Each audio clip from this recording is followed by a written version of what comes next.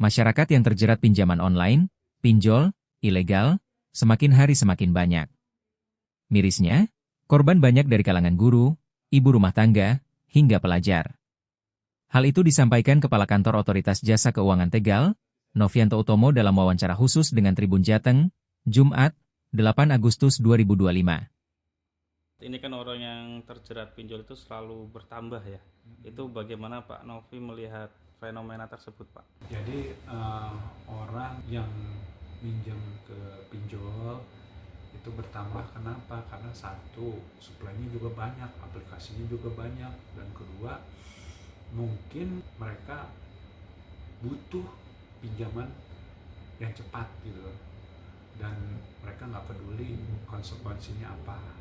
Nah, makanya jumlahnya selalu bertambah. Mereka yang terjerat pinjol ini pengangguran atau orang dengan pekerjaan? Oke, kalau misalnya kita lihat hasil survei nih, ini yang melakukan No Limit Indonesia tahun 2021, yang terkena pinjol itu satu, guru; dua, orang yang terkena PHK; ketiga, ibu rumah tangga. Nah, kenapa mereka kena? Mungkin banyaklah alasannya, macam-macam, tiap individu mungkin beda-beda, tapi umumnya mereka mengajukan pinjaman itu untuk membayar hutang sebelumnya gitu loh. Jadi ujung-ujungnya jadi gali lubang tutup lubang. Apakah para pinjol ini juga menyasar kalangan anak muda atau pelajar Pak? Nah, kalau kita lihat dari data sih, iya, ada juga yang minjem gitu. Kenapa? Karena yang namanya pinjaman online, satu, yang paling paham teknologi biasanya anak muda juga nih, anak muda. Terus semua bisa mengakses, jadi ya kemungkinan untuk anak-anak muda melakukan pinjaman online sangat besar jadinya. Di Kota Tegal, angka pengaduan pinjol dalam 3 tahun terakhir itu bagaimana Pak? Di tahun ini sampai per Juli ya, sampai Juli itu 39 pengaduan terkait pinjaman online. Itu kira-kira 8%-an lah dari seluruh pengaduan yang masuk ke OJK Tegal. Yang diadukan itu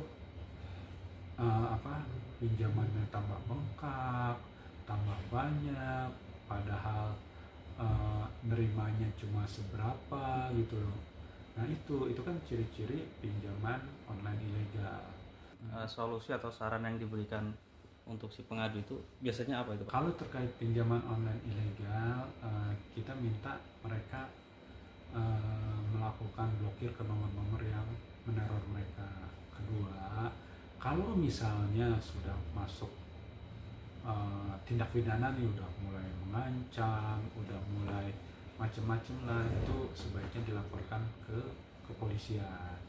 Menurut Bapak, apa yang seharusnya dilakukan masyarakat, khususnya pelajar, agar tidak terjerumus pinjol itu Pak? Yang jelas gini, kalau misalnya kita mau pinjam, itu pastikan kita punya kemampuan untuk membayar. Kalau udah minjem nggak bayar, makin repot nanti. Kemudian kalau misalnya memang butuh,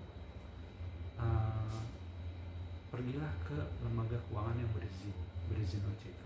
Apa misalnya bank, pinjaman online juga ada yang berizin OJK, perusahaan pembiayaan, bank perekonomian rakyat. Kemudian pastikan paham terkait dengan perjanjian tersebut.